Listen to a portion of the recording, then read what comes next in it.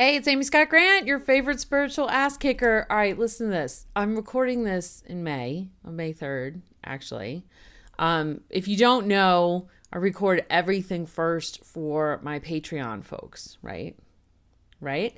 And then like much later, it goes on YouTube. So I don't know when you're seeing this, right? Who knows? And when it's on YouTube, I don't know. People are still watching videos made like 10 years ago. So who knows when you're watching it? But it's May the 3rd right now while I'm recording this. And oh my God, it's freaking snowing. I know. My husband's like, you do this every year. Every year. This is Colorado. I'm like, I know. We get like a couple more snows in May. It doesn't make it any less frustrating just because it happens every year. And one of my kids is supposed to go to a baseball game field trip today. Right? So, anywho, that's not what we're talking about today. And speaking of Patreon, thank you, Gannon.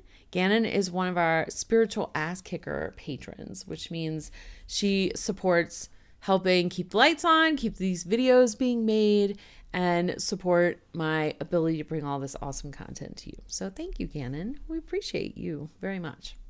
So today we're talking about an interesting topic, right? We're seeing a lot of interesting, we're seeing a lot of unusual things happening.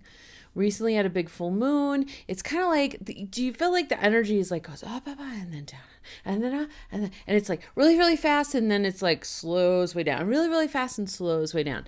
And to be honest, I can't tell it's always been this way. So I can't tell if it's more intense now. And so more and more people are noticing that sort of roller coaster pace of energy, or are we just all more sensitive now? Like maybe it's moving at the same up and down pace. We're just noticing it more.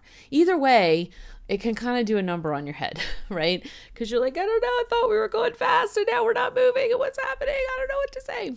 I get it, right? If that's what's going on, I totally feel you. Okay.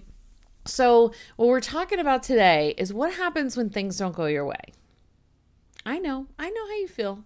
I get it. I get the same way when things don't go my way. But some examples are, let's say that you got an intuitive hit to do something that was sort of pushing you out of your comfort zone. Yeah, I'm drinking hot coffee in May because it's freezing. It's like 40, it's not freezing, but it's 40 degrees and it's literally snowing. Like we now have accumulation. Yeah.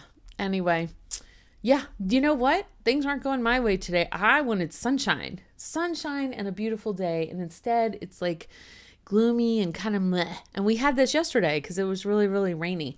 Like most places, April weather is usually our May weather, but we get 1 or 2 snows in May, and it's just, at some point I get annoyed and pack up all the winter shit. And then Andy's like, well, what happens if it snows? I say, we'll get muddy. I don't care. I'm over it. We're pulling out the flip-flops, right?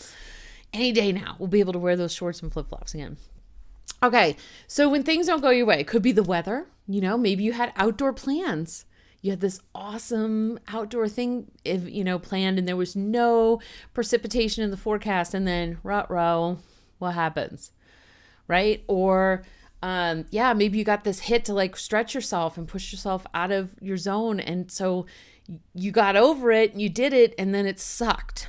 And you're like, what the hell, guides? You told me to do this. Why didn't you have it work out for me?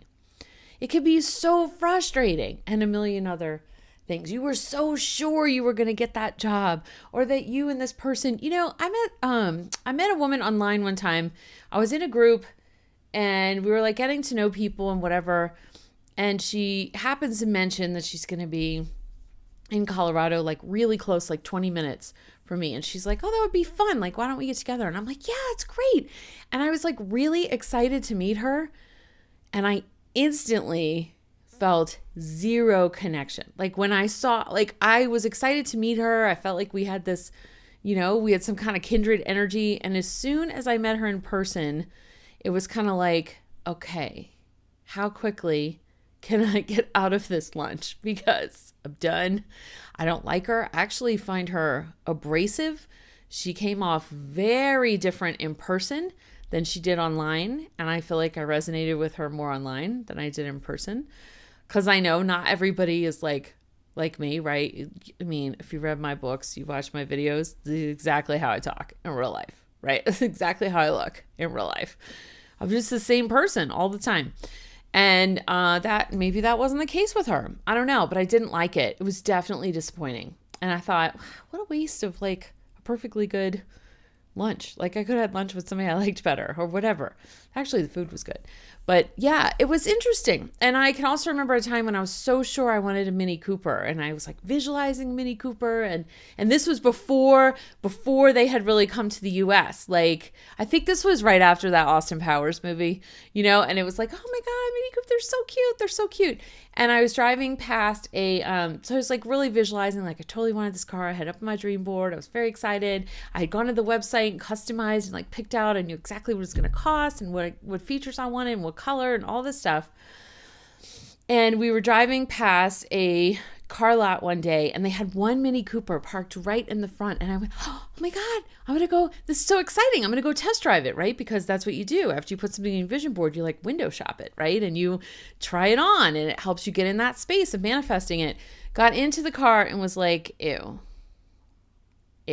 This car is tiny. It is not comfortable. It doesn't have any of the, not to sound so quite so first world, but it doesn't have any of the luxury stuff that I really, really like headroom and I need leg room. Like I'm short and there's no leg room in a Mini Cooper and there was no heated seats. You couldn't get heated seats. And like this one didn't even have power steering. And I was just like, oh no. I am not 20. I don't want this car. Like, no, I have a different list of characteristics that I want. So I had to like try it on to know I didn't want it, but it was disappointing because I really thought I wanted it. So like, I'm sure you could think of tons of examples from your own life of like what happened when things did not go your way. Now, why does this happen? Well, first, and then let's really like what emotions come up? Frustration, disappointment, maybe even anger or aggravation, or actually anger is usually underlying a lot of this stuff. Doubt, despair, even depending on how big the thing was that you were let down by. Because it could be a relationship, it could be a marriage, it could be it could be like a huge investment that you put stuff into that didn't work out. That can be really disheartening, right? So there's some of the common feelings, but why does this happen? It's because we have a particular expectation. We have an attachment or an expectation to a certain outcome. For me, it was feeling joyful in driving a Mini Cooper, right? It was, I had like, when I met this person who I resonated with online, didn't resonate with in person. Actually her husband was delightful. It was nice to meet him. And I brought my husband, but Andy was like, "What's the deal? Why did you want to meet with her?" And I'm like, "I know, right?" Like that was really weird. She was almost like kind of negative. And it always like throws me for a loop when spiritual people who are like so positive and supportive online, and then you meet them in person and they're like, and you're like, wow, disconnect. Right. And I don't think she was having a bad day. I think this is just like I really got that's just who she is all the time. It's interesting. And she just sort of puts up a front online. I mean, a lot of people do. It's not like it's an unusual thing. It just surprised me because, I don't know, when you're psychic, you think you can't be surprised, but people will still surprise you. And you're like, isn't that interesting, right? So yes, this happens because you have a particular attachment to a certain outcome, or you have an expectation of a certain outcome. So in meeting her, my expectation is that we would totally hit it off. We'd have this amazing energy between us, this amazing connection, and who knows where that could lead, right? Like maybe we'd collaborate on a project or like, I don't know, whatever. And it was just like, it was like a wet blanket on top of that whole expectation. Now, if I had got into that lunch with zero expectation, if it was just like, oh, I met someone online, we'll see what happens, interesting, then I would have probably walked out with that lunch like, interesting. Boy, the food was really good. No, I don't think I'll talk to her again. I wouldn't have felt deflated, because that's how I felt after that lunch. I felt deflated, like,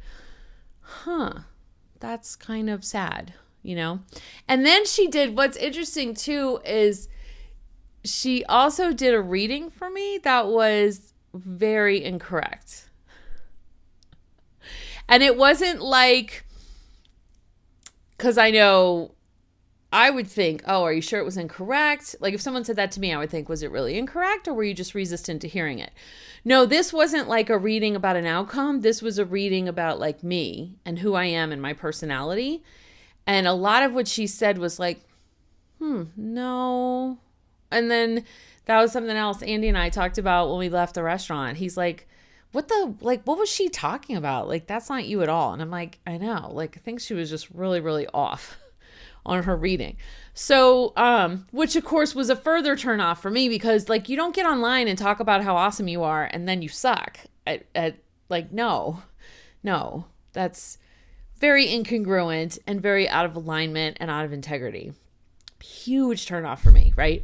So, if I had gone into it with no expectations, it would have just been like, that was interesting. And I probably like wouldn't even think about it today, several years later, right? It wouldn't have even come up as an example. And the same thing with the Mini Cooper. If I had just thought, oh, that looks interesting, I think I'll go test drive it and see what I think, then I wouldn't have felt disappointed after I test drove it. I would have gone and drove it and thought, nope, not for me. I'll keep looking. I could be very neutral. So you see, what gets our emotions activated and causes us to have feelings about things not going our way is the idea that we have a way that we want it to go. We want things to go a certain way. We want a particular outcome. We're attached to it, either the how or the end result, right? We're like emotionally or mentally invested in it. And so when that doesn't pan out, then there's a disconnect between what we wanted to happen over here and what actually happened. They're like on a different wavelength. So that gap is filled by yicky emotions, right? Disappointment, despair, feeling deflated, feeling frustrated, irritated, angry. It could even cause us to doubt our guides or our guidance or our own self, our ability to know what we want, to make choices. I mean, it can really do a number on your mind, like for real. So what do we do about that? Okay. Well, the easy answer you might think is, we'll just release all expectations. Well, good luck with that. If you figure out how to release all of your expectations, do enlighten me, because I would love to know. Because guess what? I'm still in a human body. I still have a brain. On top of this huge spiritual connection, I still have like monkey chatter. I have a mental brain. I live in a body and I live in a 3D world. And yes, we've explored fourth dimension. That's what Akashic records are all about, right? Yes, we've explored fifth dimension, which is like beyond multiple universes, all this kind of stuff.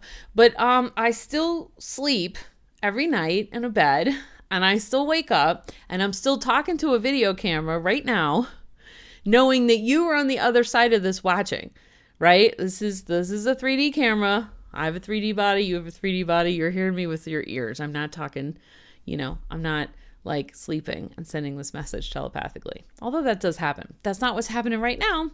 So we are still having a 3D experience as we ascend into this level of 5D. Okay. So what does that mean? Well, that means we're going to have expectations. When I go to my favorite restaurant, believe me, I expect the food to be good. I expect the service to be good. I have a history with this place. I have had a lot of positive experiences. Of course, I'm going to have expectations. I'm not going to walk into a place, a relation. I'm not going to walk into something familiar with no expectation, like, well, I don't know how it's going to go today. Can you imagine, like, your favorite place to eat? Walking in thinking, I don't know how it's going to go today. I don't know if the food's going to be good or bad. I don't know if the server is going to be a dick or super cool, but I'm just going to go in and see what happens. If you can do that, you should probably be teaching these videos instead of me, okay? Because I will tell you, I have expectations. But the thing to know, so completely releasing your expectations is unrealistic. That's an unrealistic option. Not to mention, how will you ever set goals and achieve things, grow, become more, have more, do more than you are right now if you don't have that expectation that you can do it, if you don't have that expectation of an end result. You would just like kind of motor through life, going with the flow, not thinking about anything. Like, that might be appealing to you. It's not appealing to me. I think it's a tremendous amount of fun to create, to consciously create, to think about, well, if I could have anything, what would I love to have next? What would I love to have right now? Whether it's an experience or an item or a sensation or a characteristic in myself. And then I can actually go out and co-create that with the universe. That is very exciting to me. Okay. I'm not like a couch potato, right? I like to get out and do things and have experiences and like live life. Right. So of course there's expectations associated with that. If I plan a vacation, I have an expectation that the vacation's gonna be really fun or really relaxing or really informative or whatever it is that my intention is that I've set. I have an expectation that my intentions will be met. So we can manage our expectations, not by expecting less, because that's not going to help you grow. That's not going to help you expand or have a richer, more, engaged lifestyle. Okay. But we can manage our expectations. Like if I get to the restaurant and I find out they're out of whatever my favorite dish is, I can manage my expectations in that moment. Right. So I can, instead of just sitting in whatever that feels like, frustration, disappointment, sadness, anger, whatever, I can think, okay, now, do I really, really, really want that dish? Meaning I could choose a different restaurant to go to, or am I willing to stay in this restaurant and choose something different, right? So we can manage our expectations by making new choices. But when we feel stuck and those emotions are super strong, so when things don't go our way and we stay in the soup, right, the emotions that don't feel good, it's because we're not making new choices. We're just pouting about the fact that we can't have the choice that we want. Okay? When you had your sights set on a job or you were so sure that this relationship was going to work out, and when it turns out that that's not in the cards, if you stay in that emotion, feeling gross, angry, frustrated, sad, disappointment, despair, whatever, deflated, it's because you're not making a new choice. Because the fact of the matter is, when you know that relationship's not working, you can either choose to accept the relationship the way that it is and choose to stay in it, or you could choose to get out of the relationship. And then you can also choose to find someone else. Like, make that decision that you're going to find someone else, which has an expectation attached to it, right? You're going to find someone else who is who is representative of the relationship that you really want, the one that you want to be in, right? So if that job doesn't work out, same thing.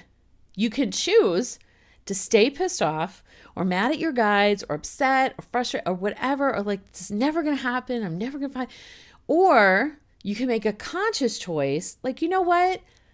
Maybe this isn't the industry I want to be in, because maybe this is the third job you thought you were going to get and you didn't get. It's like, maybe the universe is trying to tell me to change tacks, right? Like to switch gears and shift to a different industry or a different type of work. Or maybe I am going to polish up my resume and get a better interview outfit and practice or research the company more, or like whatever you feel like you could have done better next time around. There are choices that you can make. As soon as you start making those choices, it shifts you out of the funk and into action and back into a space where you're now in control. You can't control the outcome always. Like, you can't control if an employer hires you or not, because that's free will. You can't influence their free will. You can do the best job you can on the interview and the whole interview process. You can send your thank you notes. You can be prompt. You can look the part. Like, you can do everything right, but it's ultimately not your choice whether that company hires you. And you could set your sights on a particular outcome, but the how is not up to you. But you can control the choices that you make every day and every moment. So you can decide whether you're going to stay in the funk or snap out of it. And making those choices puts you back into power. Okay? So that's the first thing, is making choices. right? And looking at what are my options really? And when you think you have no options, you're dead wrong. I'm telling you, there's always another way. There's always an option.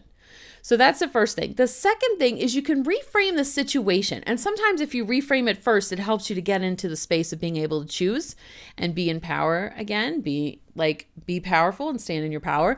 So the second thing you could do is reframe the situation. So that is like releasing attachment. Okay, that job's not happening. That relationship's over. I don't want a Mini Cooper. I don't like this person who I thought I was going to like. So you can release your attachment to it. You could do that with a clearing or whatever. And then you can get clear about what you really do want. And you can also take it as a sign of life. Okay. So I thought I wanted a Mini Cooper. This is so many years ago too. I wish we were still living in New Orleans and it was before we had kids. So that might have been 20 years ago. I don't know. When did Austin Powers come out? Don't tell me. It'll just make me feel old. Let me just think it's 10 years ago, even though it's not. Okay. So, sign of life. Yeah. So I could interpret that as, okay, I don't want a Mini Cooper, but I definitely know I want a car. And so clarity through contrast. Okay. What I didn't like about the Mini Cooper is too small, too cramped, and not luxurious, not comfortable. So I know through contrast that that's what I don't want. And this is what I do want. I do want a car that's comfortable, and I do want a car that's fun to drive and cute. That's what I liked about the Mini Cooper, is that it was cute and not everybody had one, right? It was sort of unusual. So, maybe I get a Buick, but it's purple or something, right? And so it's like it has all the features that I want, but it's a little different. A little something about it is cute or unusual. Does that make sense? So you could take it as a sign of life, like, oh, we're getting closer.